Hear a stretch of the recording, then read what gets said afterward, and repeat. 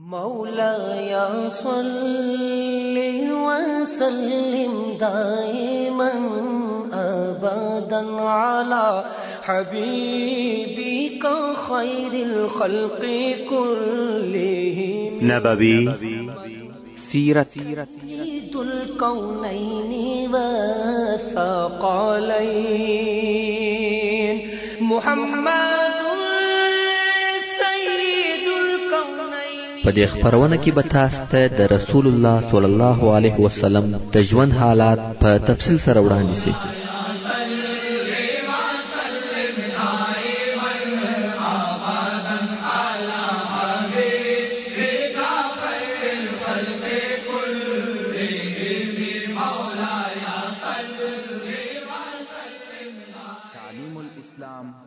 أعوذ بالله من الشيطان الرجيم.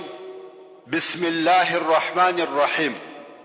إن الحمد لله نحمده ونستعينه ونستغفره ونعوذ بالله من شرور أنفسنا وسيئات أعمالنا.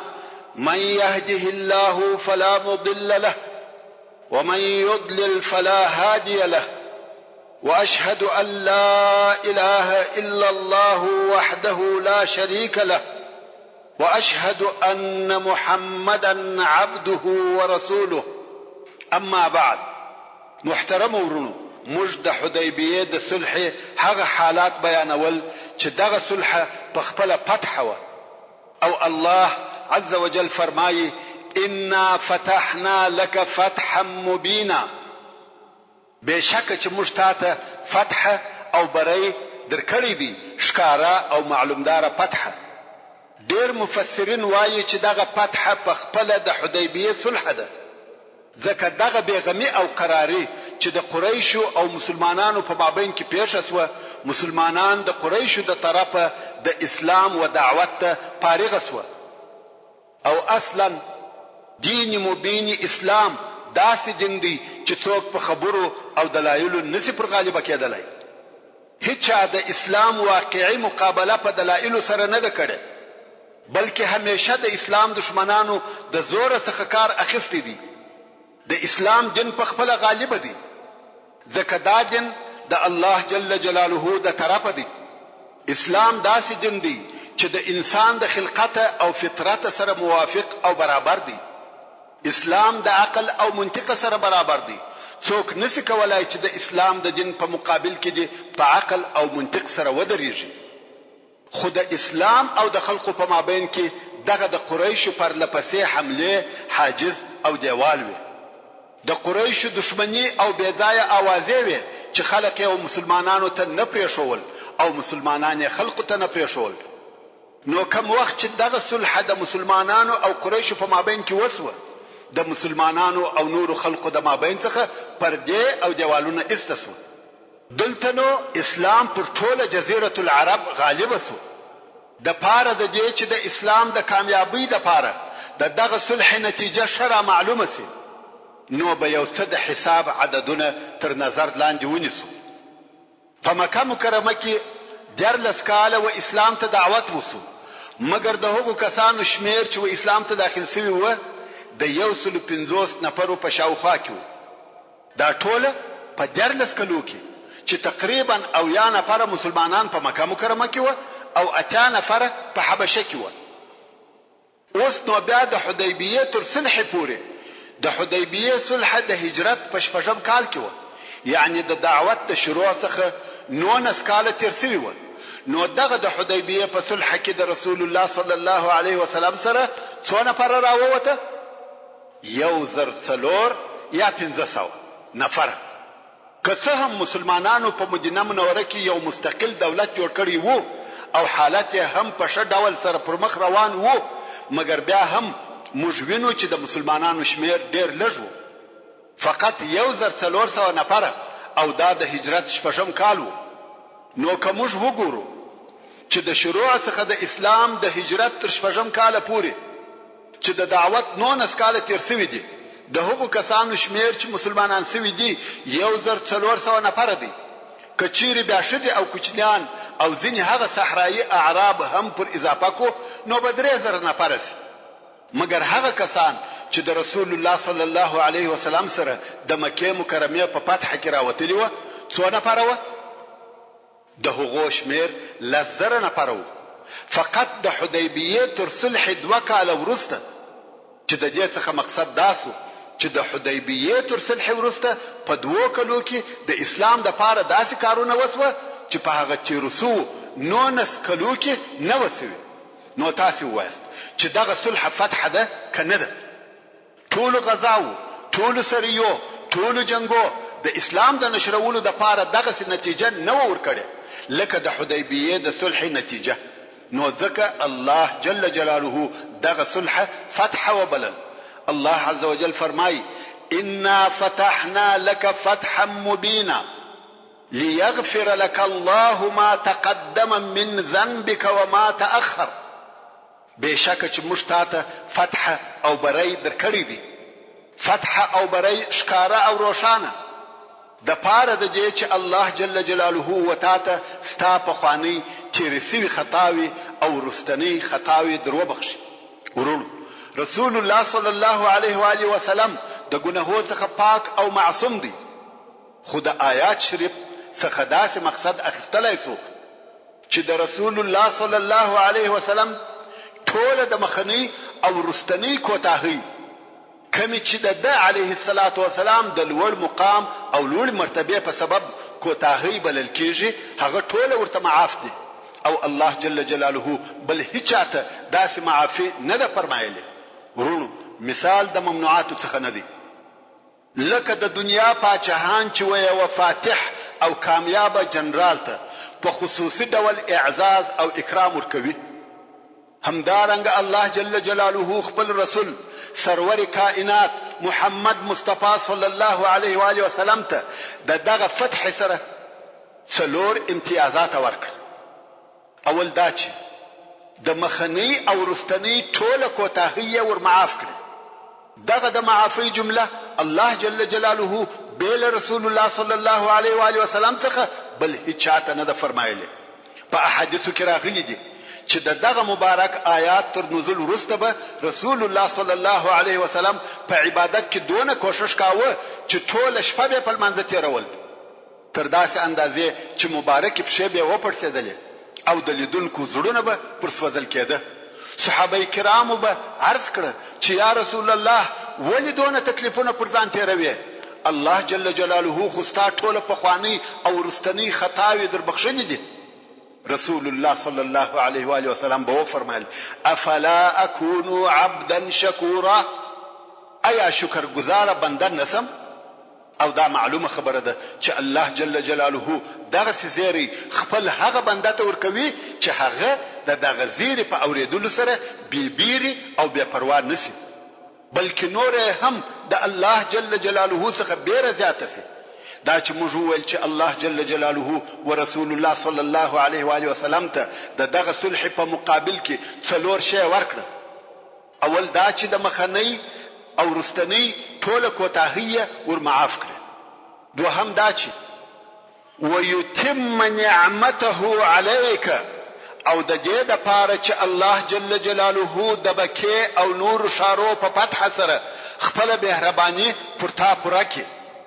دریم دا چې ويهديك صراطا مستقيما، او الله جل جلاله وتعالى سما او صاف لار وشي. الله جل جلاله به همیشه د هدایت او استقامت پر لار قائم لري. څلورم دا چې وينصرك الله نصرا عزيزا، او د دې لپاره چې الله جل جلاله ستاسو سره کومک وکي غالب او قوي کومک. هو الذي انزل السكينة في قلوب المؤمنين ليزدادوا ايمانا مع ايمانهم. دغه الله هغه ذات دی چې سکون او اطمینان یې د مؤمنانو په زړه کې نازل کړي د پاره د دې چې د دوی د ایمان سره ایمان ورزیات کړي. یعنی سره د دې چې دغه صلح د دوی د طبيعت څخه مخالفه و، خو د رسول الله صلی الله علیه وسلم په حکم یې عمل وکړي. د ضد کولکو کافران نو سره یې ضد ونکړي. نو دغه متابعت په برکت د دوی د ایمان درجه نور هم زیات شوه. دغه مسلمانانو د مخه د جهاد په بیعت سره دا ثابت کړ چې موږ د الله جل جلاله په لار کې د جنگ کولو او ځان قربانولو د لپاره حاضر یو، چې دا هم یو قسم ایمان دی.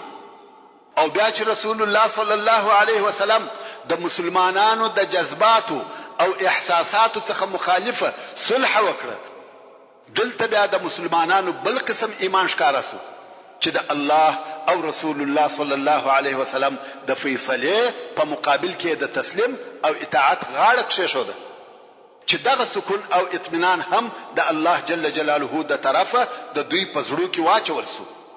بیا هم په سورۃ الفتح کې دغه صلح په باره کې آیاتونه دوام لري، ترڅو چې الله عز وجل په 10 نمبر آیات کې فرمایي: ان الذين يبايعونك انما يبايعون الله يد الله فوق ايديهم.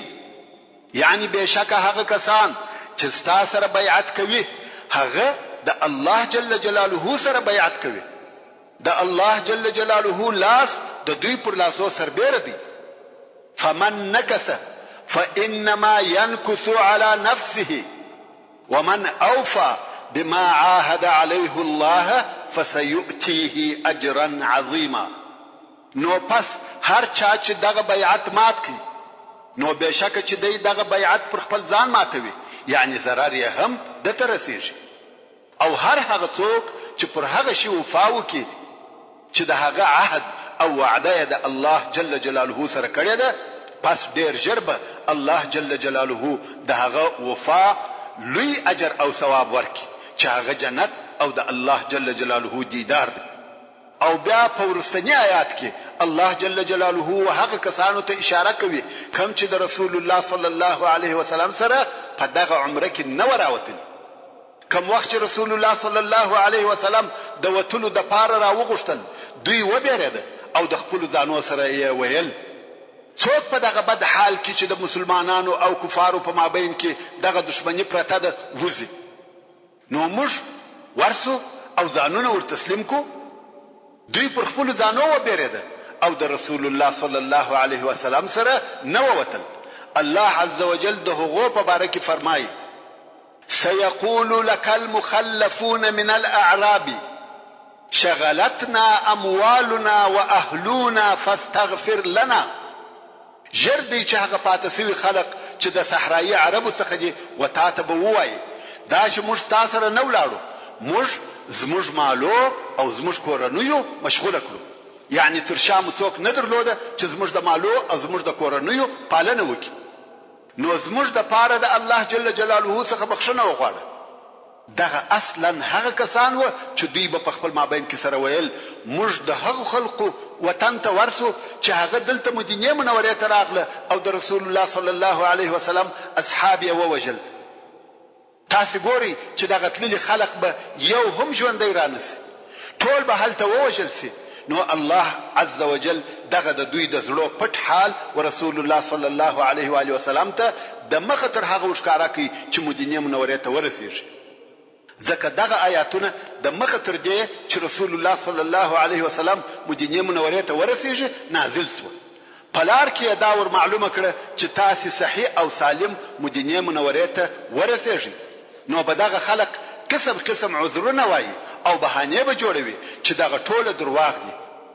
یقولون بألسنتهم ما ليس في قلوبهم. دغه پاتسوي منافقان به په خپل ژبو هغه څه وایي چې د دوی په زړه کې نشته. دوی په خپل زړه کې پوهیږي چې زموږ دغه عذر بالکل غلط دی او دغه د بخښنې غوښتل هم یو ظاهري ریا ده. دوی په زړه کې بخښنه نه غواړي ځکه دوی دغه خپل پاتې کېدل نه ګناه بولي او نه عقیده ورته لري. قل فمن يملك لكم من الله شيئا إن أراد بكم ضرا أو أراد بكم نفعا بل كان الله بما تعملون خبيرا. يعني اے محمد صلی الله علیه و آله وسلم دوی ته ووایه څوک دی چې د الله جل جلاله د طرفه څخه به د عذاب په استکولو کې قدرت ولري. یعنی څوک دا قدرت لري چې د الله جل جلاله د طرفه دی یو شی ستاسو څخه دفع کړي که الله جل جلاله ستاسو د ضرر او نقصان اراده و فرمایي. یا الله جل جلاله ستاسې د نفع او فائدې اراده وفرمایي، هیڅوک د جل جلاله و ارادې ته تغییر نشي ورکولای. یعنی بل هیڅوک نسته چې نفع او ضرر دې د هغه په قدرت کې وي، بلکې الله جل جلاله په ټولو هغه کارو چې تاسو کوي ښه خبردار. او پراتونکو آیات شریف کې الله عز وجل هغه علت او سبب بیانوي چې دوی په هغه سبب د رسول الله صلی الله علیه وسلم سره دغه عمره ته نه ووتل، او فرمایي بل ظننتم ان لن ينقلب الرسول والمؤمنون الى اهليهم ابدا وزين ذلك في قلوبكم وظننتم ظن السوء وكنتم قوما بورا. یعنی پرشتیا سره ستاسې د نه تک سبب دغه نه دی چې دا تاسې په خوله سره بهانې او عذرونه وایاست، بلکې تاسې ګمان کاوه چې بیا به هیڅکله رسول الله صلی الله علیه وسلم او د ملګري مؤمنان و خپلو کورو ته صحیح سالم راونه ګرځي.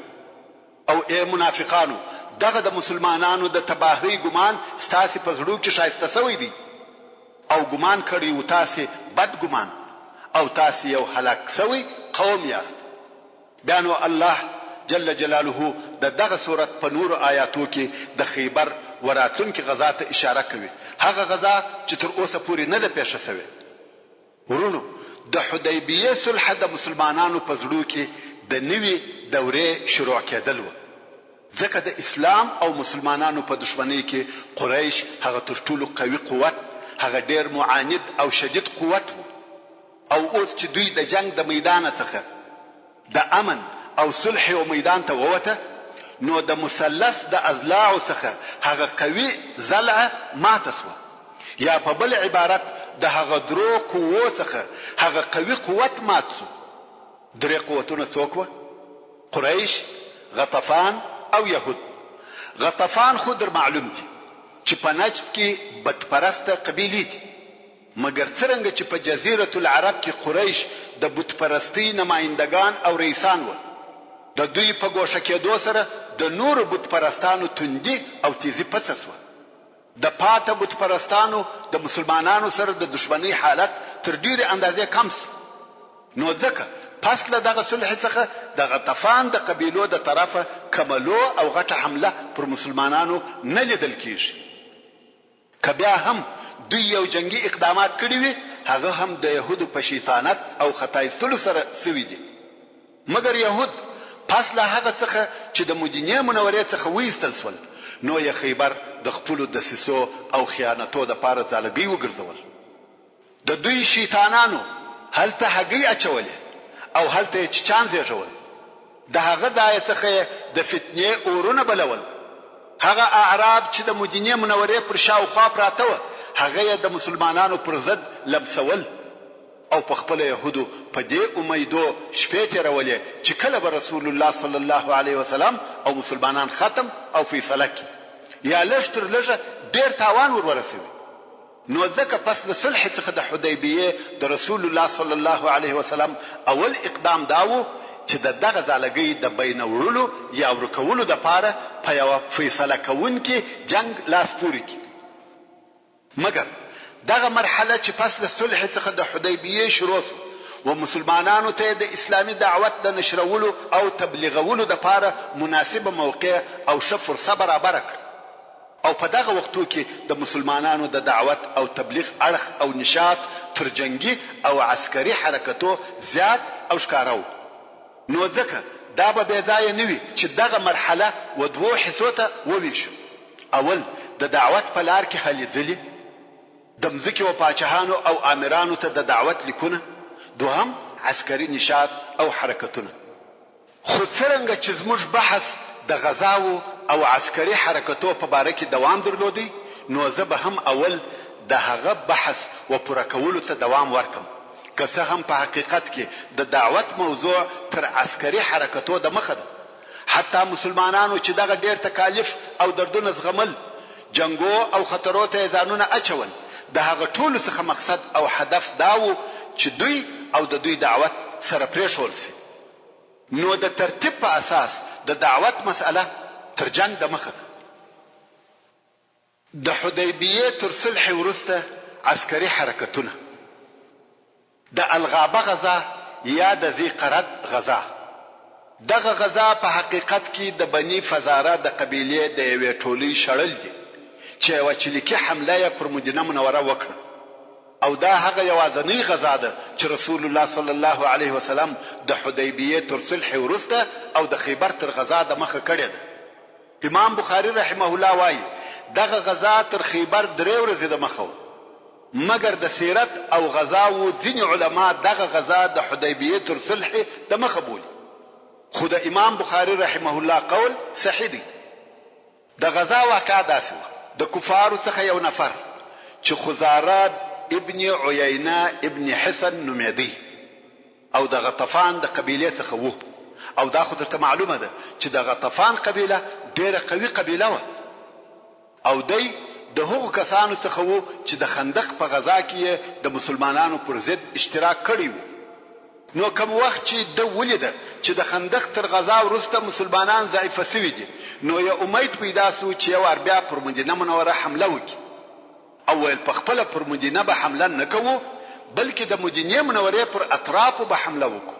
نو غابه چې د مدینه منورې څخه لږ د باندې یو منطقه ده، او هلته د مدینه منورې د خلقو کښتونه او باغونه و. څرنګه چې په دغه ځای کې ډېرې درختې موجودې وې، نو یې غابه ورته ویل. غابه یعنی ځنګل. په دغه ځای کې د رسول الله صلی الله علیه وسلم یا بیت المال د شیدو او شان هم ساتل کېږي. نو دغه خزاره چې د عیینه ابن حسن زوی و پر دغه غابه حمله وکړه. عیینه ابن حسن زموږ په راتلونکي بحث کې ډېر ذکر کیږي. نو بیا یو څه معرفي کوم.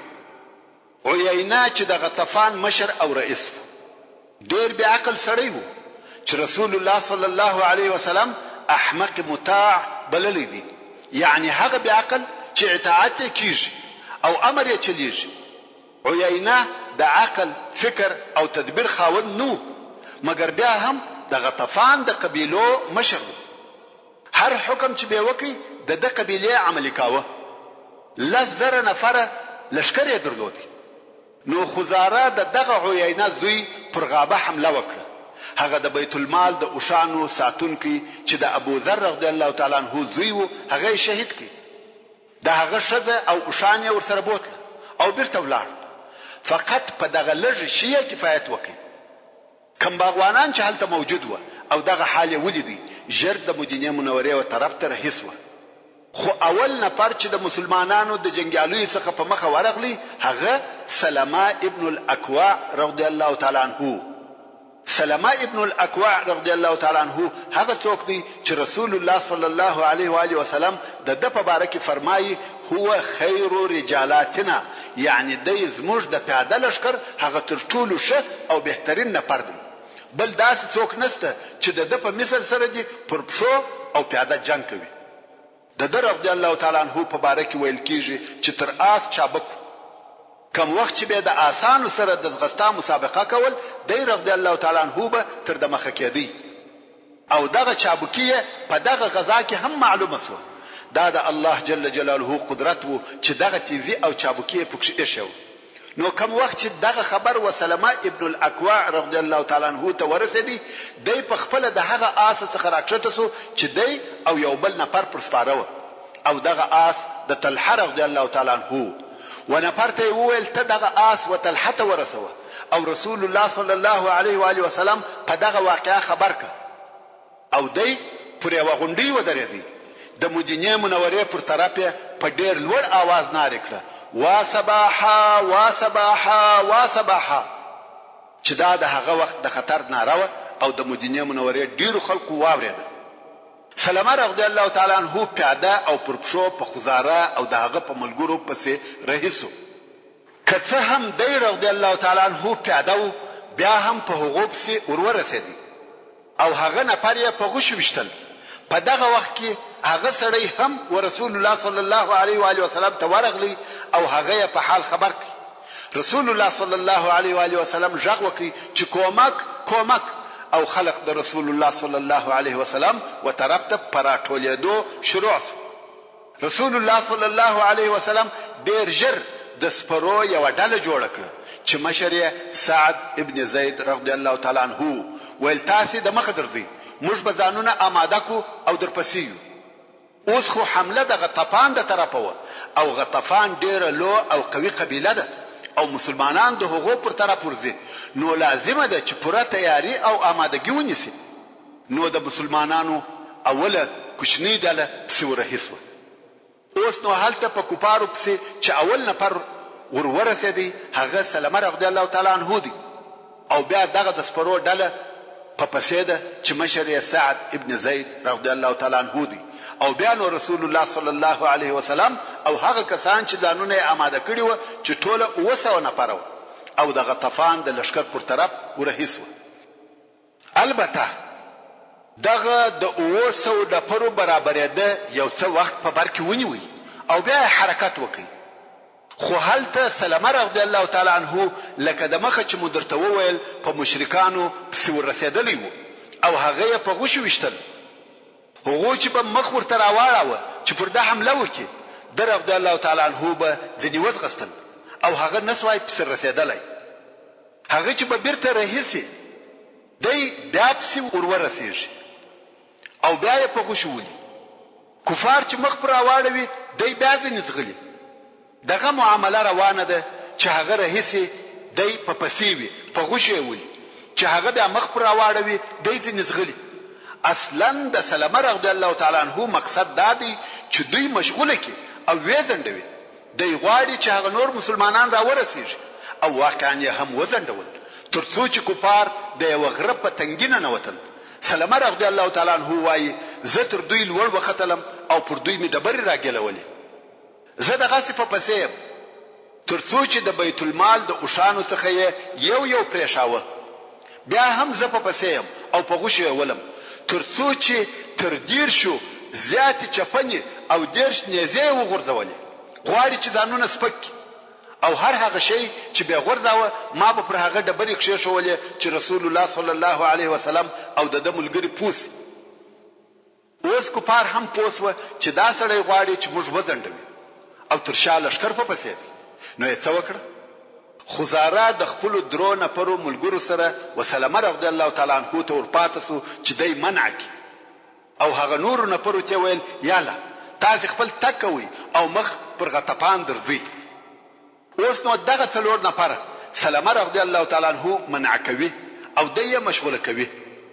څو د مسلمانانو د سپرو هغه اوله ډله را ورسېده. د مسلمانانو اول نفر اخرم رضی الله تعالی عنہ او ترشا ابو قتاده رضی الله تعالی عنہ په پسیو او تر هغه وروسته مقداد ابن الاسود رضی الله تعالی عنہ. د اخرم رضی الله تعالی عنہ څخه تلوار وسو. هغه نور ملګرو ته ونه کتل پر دغه څلور نفرو حمله وکړه. څنګه چې د یو او هغه څلور نو اخرم رضی الله تعالی عنہ شهید ووجل سو. ورسته ابو قتاده رضی الله تعالی عنہ پر هغه کافر حمله وکړه او هغه ووجل چې دغه کافر حبیب ابن عیینه د خزاره ورور. کوم وخت چې حبیب ووجل سو هغه نور درې نفر وتښتیده. په جنگ کې دا عادت وو چې چا به څوک ووجي د هغه مقتول سامان به د هغه قاتل اخیستی او دغه سامان ته سلبه ویل کېده. نو اوس کار د تلوار دی. ابو قتاده رضی الله تعالی عنہ دونه وخت نه لري چې د وجل سوي نفر سامان واخلي. نو یې څه وکړه؟ ابو قتاده رضی الله تعالی عنہ خپل پټو یا چپنه پر دغه وجل سوي سړی واچو چې دا د دې علامه ده چې دغه سړی ما وجلی او دای په هغه نورو سره هیڅ. ورسته عکاشه رضی الله تعالی عنہ وکولای سوای چې د کفارو په ځینو نفرو پسې ورورسیږي. ځکه هلته دوه نفر و چې د کفارو تر شا پاتو او د پاتې کېدو سبب یې داو چې پلار او زوی دواړه پر یو اوښ سپارو. نو دوه نفر پر یو اوښ معلومه خبره ده چې د نورو تر شا پاتې کیږي. نو عکاشه رضی الله تعالی عنہ ودغه دوه نفر ته ورورسېدی او د نیزه واره پر وکي. یو نیزه تر دواړو وېسته. نیزه د یو په شان نه وته او د هغه بل تر ناس راووته. دواړه په یو وار وبشل او د اوښ راولوید. په دغه وخت کې چې د مسلمانانو د سپرو اوله ټولي په کفارو پسې ده رسول الله صلی الله علیه وسلم او ملګری وهغه ځای ته راورسېده کم چې حالت حبیب ابن عیینه وژل شوی و صحابه کرام ولیده چې یو وژل شوی انسان پروت دی او د ابو قتاده کالی پر پروت دی. ځینو مسلمانانو وویل انا لله و انا الیه راجعون. ابو قتاده ووژل شو. ځکه ښکاره خبره ده وژل شوی انسان او د ابو قتاده لباس. مگر رسول الله صلی الله علیه وسلم و فرمایل یا داسې نه ده بلکې دغه نفر د ابو قتاده د طرفه وژل شوی دی ورسې وی ګوري. بل دې څخه چې رسول الله صلی الله علیه و آله وسلم یې وویني دا خبره وکړه. کوم وخت چې سړی لسکی رښتیا هم هغه حبیب ابن عیینه کافر او ابو قتاده رضی الله تعالی عنہ وجلی. کفارو دغه تیشت په حال کې ډیر هغه اوشانی چې ورسره رهي کړی وي پریښول او مسلمانان په پسې دي ترڅو چې رسول الله صلی الله علیه وسلم او اصحابو یې د ذی قرد د ابو سره واړول.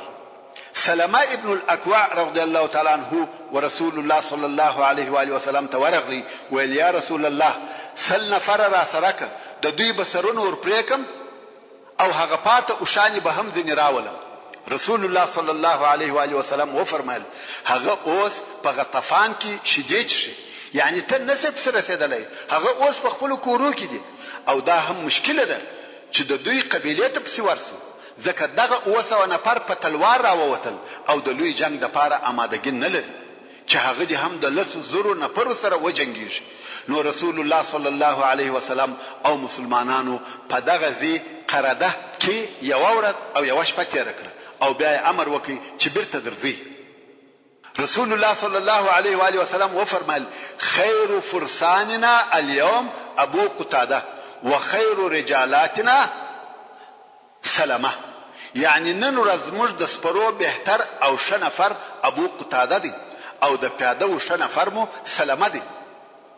او سلمہ رضی الله تعالی عنہ وای رسول الله صلی الله علیه وسلم ما ته په غنیمتو کې دوه حصے راکړي هم یې د پیاده حصہ راکړه هم یې د سپاره او بیا رسول الله صلی الله علیه وسلم و مدینه منورې ته د بیرته راتګ په وخت کې پر خپل اوشه ورسره سپور کړ. هغه د مسلمانانو شذ چې کفار ورسره بیولې کوم وخت چې شپه سو وې کولای سوای چې په پټه د هغه اوشانو طرف ته ورسي کوم چې کفار ورسره بیولې و چې په هغه اوشانو کې د رسول الله صلی الله علیه و آله وسلم یو اوشه هم و. دغه شذ هغه اوشه چوک کړه او پر سپرس مگر اوس لار نه دور معلومه چې بیرته مدینه منورې ته ولاړ شي غواړي چې د کفارو څخه وتښتي مگر د غطفان څخه تر مدینه منورې پورې ډیره لار ده او ور معلومه هم نه ده. اوس په حیرت کې د چڅوکی په اخر کې الله جل جلاله ته دعا او زاری وکړي ویل یا رب ته می پر سملار برابر کړي او شی ولاړ کړه او هغه رهیس بیل دې څخه چې شزه یوي او بل خواته برابر کړي او شی خپل اختیار او سر ته پریښول او دا هم پر ځان نظر کړه کزه الله جل جلاله مدینه منورې ته ورسولم زبه دغه اوشه د الله جل جلاله د رضا د پاره حلالوم. اوشه رهیده څو اخر و مدینه منورې ته د شذ سره ورسېده. شذ د کفارو د شر څخه خلاص کړه. شذ هم پر دغه صحیح سالم رسیدو د الله جل جلاله حمد وای. شذ و رسول الله صلی الله علیه وسلم ته ورغله او خپل قصه ورته وکړه او ویل یا رسول الله ما پر ځان نظر ایښیو کزه الله جل جلاله خلاص کړم زبه دغه اوشه د الله جل جلاله د رضا د پاره حلالوم. رسول الله صلی الله علیه وسلم و فرمایل سبحان الله ډیر بد مکافات او بدله دی ورکړه هغه خلاص کړي او ته حلالوي دا وفاده په عوض د دې چې وې نازوي ځکه ته خلاص کړي ته حلالوي او بل دا چې دغه اوشه ستا ملک نه دی ته څنګه هغه شی نظر اجدي چې ستا ملک نه وي ته مالک نه نو هر هغه شی چې څوک مالک نه وي هغه نظر کړی دا نظر باطل دی. دا هم یو فقهي مسله و. د دې غزا څخه دا معلومه سوه چې ځینو عربو تر اوسه پورې دا جرأت او دلاوري درلوده چې پر مسلمانانو حمله وکړي سره د دې چې اوس د مسلمانانو سره قوت او طاقت شته. د خیبر د غزا سبب د هجرت د اوم کال د محرم په میاشت کې د خیبر غزا پیښ شوه. خیبر یو ښار دی چې څو قلاوی پکښې وي او ډیر زراعت یې درلودي چې د مدینې منورې په شمال کې واقع دی او تقریبا 80 میله د مدینې منورې څخه لري دی. کوم وخت چې رسول الله صلی الله علیه وسلم په هغه درو دشمنو ډلو کې چې قریش، یهود او غطفان و، د هغه تر ټولو قوي او معاند ډلې څخه د حدیبیه د صلح په واسطه فارغه او پوره په امان سو، نو یې دا اراده وکړه چې د هغه پاتو دوه ډلو سره چې یهود او غطفان و خپل حسابونه تصفیه کړي. دا هم د دې لپاره چې په منطقه کې پوره امن او صلح راسي او مسلمانان د هغه پرلپسې خونړیو جګړو څخه د الهي رسالت او تبلیغ ته فارغ شي. څرنګه چې خیبر د دسیسو او مؤامرو ځالګي و، د عسکري حرکتو او د جنگو د راپارولو معدن و، نو دا وړ او مناسب و چې د مسلمانانو نظر اولا وهغه ځای ته ورواوړي. موږ باید دا نه کوهیر چې د خیبر يهود هغه کسان دي چې د مسلمانانو پر ضد د کفارو ډلې سره راټول کړي. د خیبر يهود هغه کسان دي چې د بني قریظه يهودي و غدر او خیانت ته تشویق کړي، او بیا یې د مدینې منورې د منافقینو، د غطفان د قبیلو او اعراب سره د مسلمانانو پر ضد ارتباطات او اتصالات درلوده. پر دې ټول سربېره دوی په خپل د مسلمانانو د جنگ لپاره ځانونه آماده کول چې په دغه کارو سره دوی مسلمانان په پرلپسې تکالیفو کې اچولي.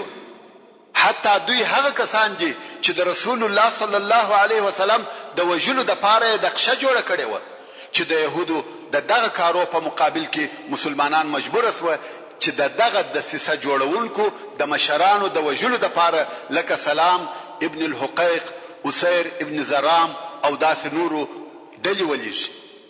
مګر د يهودو په مقابل کې د مسلمانانو واجب او لازمي وظیفه تر دغه هم لو، خو مسلمانانو دغه لازمي وظیفه په دې سبب زندوله چې هلته یو بل لوی او قوي شریر او عنادي دشمن د دوی په مخ کې موجود و چې هغه قریش و. کوم وخت چې مسلمانان د هغه قوي دشمن د مواجهه او مخامخ کېدو څخه فارغ شوه، نو دغه مجرمینو سره د محاسبې لپاره هوا صافه شوه او د دوی سره د حساب ورځ رانږدې شوه. وخیبر ته وتل.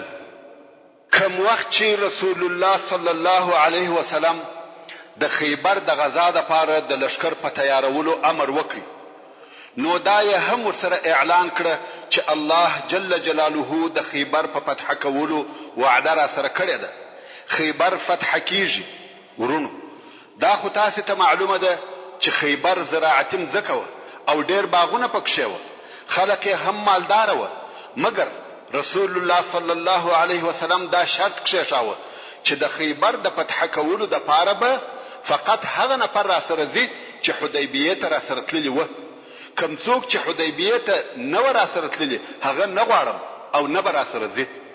مګر اعراب او منافقونو چې واورېده چې خیبر فتح کیږي او د خیبر د فتح وعده یقیني وعده ده، ځکه دا هر چاته معلومه و چې رسول الله صلی الله علیه وسلم وایي چې الله جل جلاله د خیبر د فتح وعده را سره کړې ده، نو خامخا خیبر فتح کیږي. ځکه رسول الله صلی الله علیه وسلم چې د هر شي په باره کې پیشګویي کړې ده، هغه پر هغه قسم پیش شوی دی او د هغه مخالف اړخ نه دی پیش شوی. او رسول الله صلی الله علیه وسلم بیل خیبر د بل هیڅ ځای په باره کې نو فرمایلی چې خامخا فتح کیږي. نو دغه نور نفر یعنی اعراب او منافقین هم پوسوه چې دغه وعده حق ده، نو یې د غنیمتو طمع پیدا سوه او رسول الله صلی الله علیه وسلم ته ویل موږ پرېږده چې ستاسو سره ولاړ سو، موږ غواړو چې د الله جل جلاله په لار کې جهاد وکړو. مګر رسول الله صلی الله علیه وسلم وفرمایل یا بیل د حدیبیه د نفر څخه بل څوک په نه را سره ځي. خو اعراب او منافقین ډیر زاری کوي، وایي یا رسول الله موږ په کارو مشغوله وو، موږ کورنی مشکلات درلوده، ځینې کارونه او عذرونه راته پیښ وو چې حدیبیه ته نه ولاړو، خو اوس د وتلو اجازه راته وکړه. موږ د الله جل جلاله په لار کې شهادت غواړو، موږ د جهاد د اجر او ثواب څخه ما محرومه کوه.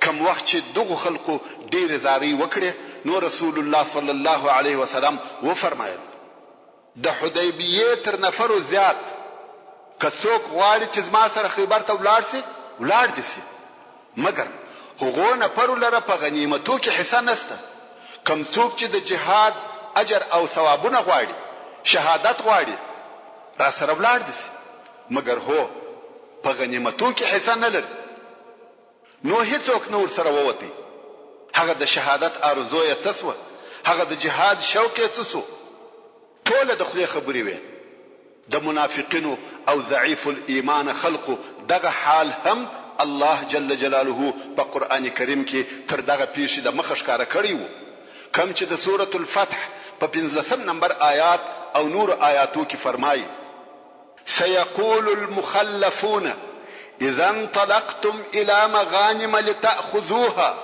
ذرونا نتبعكم يريدون ان يبدلوا كلام الله يعني کم وخت چې تاسو د خیبر و غنیمتو ته رهسي چې دغه غنیمتونه واخلي ژر د چې هغه د حدیبیه څخه پاتې شوی خلق و تاسو ته وایي موږ پرېږدي چې تاسو سره ولاړ سو دوی اراده لري چې د الله جل جلاله حکم بدل کړي قل لن تتبعونا كذلكم قال الله من قبل ودوی ته وایي هیڅ کله به تاسو زموږ متابعت او ملګرتیا ونه کوي همدارنګ الله جل جلاله لا پخوا فرمایلی و یعنی تاسو د دغه غشتنی په باره کې په خاله ماته الله جل جلاله هدایت کړی وو چې تاسو په دې سفر کې هیڅ کله نسئ تلای کولار سي نو د دې تک معنا داس و چې د الله جل جلاله په حکم کې تغیر راغلی حال دا چې د الله جل جلاله په احکامو کې هیڅ کله تغیر او تبديل ناراضي فسيقولون بل تحسدوننا نو بیا به دوی درته وایي چې تاسو زموږ سره حسد او عناد کوي یعنی دا د الله جل جلاله امر نه دی چې موږ بنځو بلکې تاسو نه غواړي چې موږ ته ګټه او فائدہ ورسیږي تاسو غواړي چې د غنیمت مالونه یوازې تاسو ته پاتې شي بل كانوا لا يفقهون الا قليلا دا څه نه ده لکه دوی چې وایي بلکې دوی په اسلام او د اسلام په دین نه پوهیږي مګر ډېر لږ دا نه پوهان په دې نه پوهیږي چې د مسلمانانو د زهد او تقوا مرتبه دونه لوړه ده چې دوی و دنیوي ګټو ته هیڅ نه ګوري نو کله چې په دوی کې د مال او دنیا حرص نه وي موجود نو پر تاسو به ولي او د چشي په سبب حسد کوي الله جل جلاله نور هم پس فرمایي قل للمخلفين من الأعراب ستدعون إلى قوم أولي بأس شديد تقاتلونهم أو يسلمون فإن تطيعوا يؤتكم الله أجرا حسنا يعني إيه محمد صلى الله عليه وسلم هغه پاته سو خلقته چې د اعراب څخه دی وای جرد چې تاسو به د یو قوي قوم و جنگ تر او بلل سي چې یا به تاسو د هغو سره جنگ کوي یا به هغه قوم مسلمانیږي نو که تاسو په هغه وخت کې دغه بلون کې امر ومني او په جهاد کې مملګرتیا ور سره وکړه نو به الله جل جلاله تاسو ته اجر او ثواب درکړي یعنی اوس خو دغه د خیبر غزا ته نسي تلای خو بیا په ورسته کې نور ډیر جنگونه راتونکي دي او د ډیرو سختو جنگي قومو سره د مسلمانانو جنگونه پیښیږي او دا جنگونه به تر هغو دوام لري چې ترڅو دغه قومونه د اسلام په دین مشرف شي یا د جزیه په ورکولو د اسلام تابع شي نو که تاسو پرشتیا سره د جهاد محبت لري نو هلته جهاد وکي خپل تر او مړانه ښکارا کوي چې الله جل جلاله به ډیر اجر او ثواب درکړي ورونو د دغه جنگي قومو څخه ډیر قومونه مراد او مقصد دي چې د هغو په جمله کې مفسرینو د دغه قومو په تفسیر کې د بنو حنیفه قبیله چې د مسیلمه الکذاب قوم دي حوازن یا ثقيف چې د حنین په غزا کې مقابله ورسره وسوه هغه مرتدان چې د ابوبکر صدیق رضی الله تعالی عنہ په خلافت کې سخت جنگونه ورسره وسوه یا د فارس روم خراسان پښتونخوا او نورو قومو او قبیلو چې د خلفای راشدینو په وختو کې سخت جنگونه ورسره شوي دي ذکر کړي دي خاصتا په کابل کې ډیر سخت جنگونه وسوه چې تر ډیره مودې پورې اوږده شوه پښتانه څو واره مغلوبه سوي او بیا به یاغیان سوه. د اصحاب کرامو لوی جنگي قهرمانان لکه حضرت تمیم او جبیر رضی الله تعالی عنهما هلته شهیدان سوه او د حضرت عثمان ذی النورین رضی الله تعالی عنه په خلافت کې ټول افغانستان د اسلام په مبارک رڼا منور سو. وان تتولوا كما توليتم من قبل يعذبكم عذابا أليما. او که پراتلونکو جنگو کې هم پاتس واست نو لاړاست لکه د مخه چې په حدیبیه کې پاتس واست نو الله جل جلاله به وتاسو ته ډیر دردناک عذاب درکړي. او بیا الله جل جلاله و مؤمنانو ته خطاب کوي او ورته فرمایي وعدكم الله مغانم كثيرة تأخذونها فعجل لكم هذه. الله جل جلاله ستاسو سره د ډیرو غنیمتو وعده کړې ده چې تاسو به واخلي او جریه درکړه دغه غنیمتونه چې دغه اوس په خیبر کې اخلي. تر دې وروسته به ډیر نور غنیمتونه واخلي چې د هغو د جملې څخه یو هم دغه اوسنۍ د خیبر غنیمت دی چې تاسو به واخلي. وكف ايدي الناس عنكم. او الله جل جلاله بند یا منع کړه لاسونه د خلقو ستاسو څخه. د ناس څخه دلته ډیر خلق او قومونه مقصد دي. اول د قریش لاسونه د مسلمانانو څخه د هغه صلح په واسطه بند شو. بل په خیبر کې د يهودو د طرفه مسلمانانو ته کم خاص ضرر او تاوان و نه رسېدی او بل د مسلمانانو په نه موجودیت کې د هغو کورو او کورنوي ته چا د تجاوز او ضرر لاس و نه غځاوه. ولتكون آية للمؤمنين ويهديكم صراطا مستقيما. او چې دغه کار د الله جل جلاله د قدرت نقشه او علامات د مؤمنانو د پاره یعنی مسلمانان دی وپوهیږي چې الله جل جلاله څونه قادر دی او د مسلمانانو درجه په الهي دربار کې څونه ده او رستنی ټول الهي وعده هم دارنګ پوره کېدونکې دي او الله جل جلاله وتاسته سملار دشي. محترم ورونو زموږ د بحث پاتې حسابه ان شاء الله تعالى پراتونکو کې واوري. سبحان ربك رب العزة عما يصفون وسلام على المرسلين والحمد لله رب العالمين. تعلیم الاسلام رادیو ستاسو د ذهنونو روښانه کوونکی. تشرب من وحي الرحمن 90.9 FM کندهار. يمنحها شهدا وحفا